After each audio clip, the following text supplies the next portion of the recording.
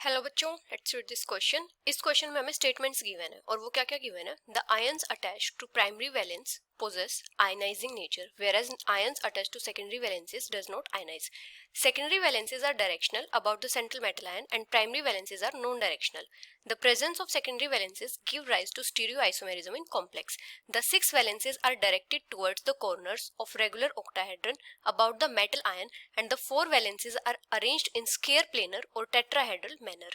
और यहाँ पे ऑप्शंस क्या क्या गिवन है। True true true true, false false true false, false true false true, false true true false. तो यहाँ पे हमारा की कॉन्सेप्ट क्या होगा। अगर हम बात करें Werner's theory of coordination compounds की,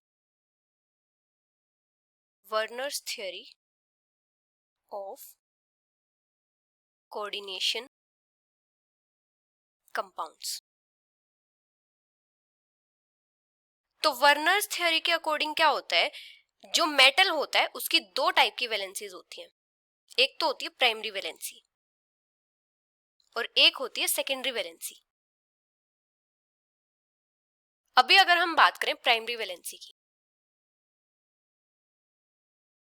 तो प्राइमरी वैलेंसी क्या होती है, आयनाइजेबल होती है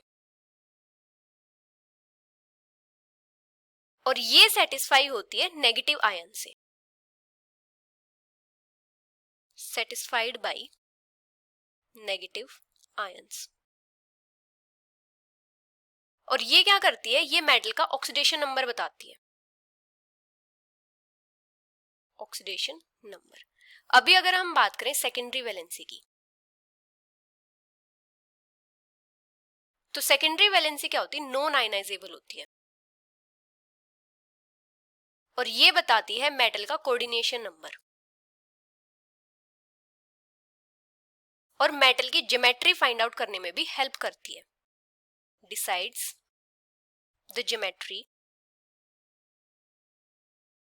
ऑफ मेटल कॉम्प्लेक्स। और जो सेकेंडरी वैलेंसी होती है ये क्या होती है, डायरेक्शनल होती है।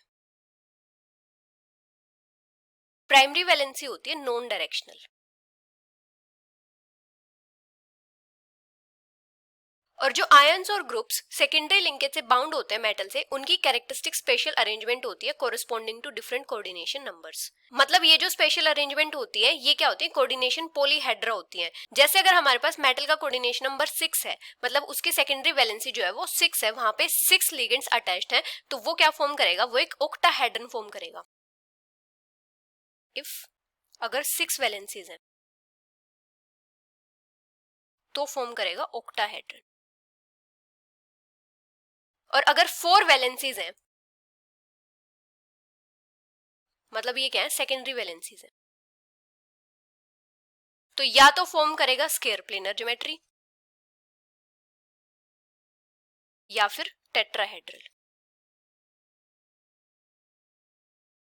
जैसे अगर हम एग्जांपल लेते हैं किसी कॉम्प्लेक्स का, जैसे ये हमारे पास है क्रोमियम H2O6 Cl3, तो यहाँ पे ये जो 3 क्लोरीन एटम्स हैं ये क्या कर रहे हैं, ये प्राइमरी वैलेंसी को सेटिस्फाई कर रहे हैं,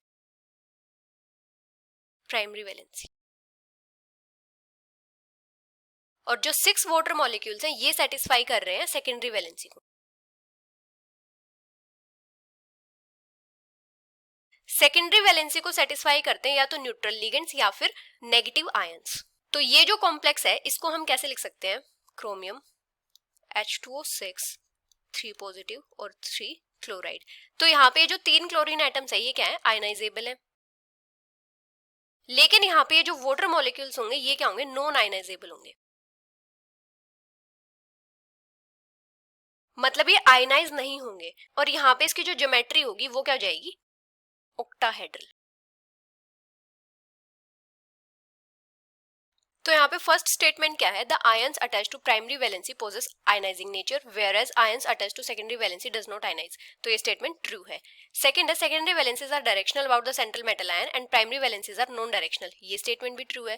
थर्ड है, the presence of secondary valencies give rise to stereo isomerism in complex. तो ये भी ट्रू है। फोर्थ है, the 6 valencies are directed towards the corners of regular octahedron about the metal ion and the 4 valencies are arranged in square planar और tetrahedral manner. तो fourth statement भी true है। तो यहाँ पे चारों के चारों स्टेटमेंट्स ट्रू है। So the final answer is true true true true. which is option first. Hope you understood it well. Best of luck.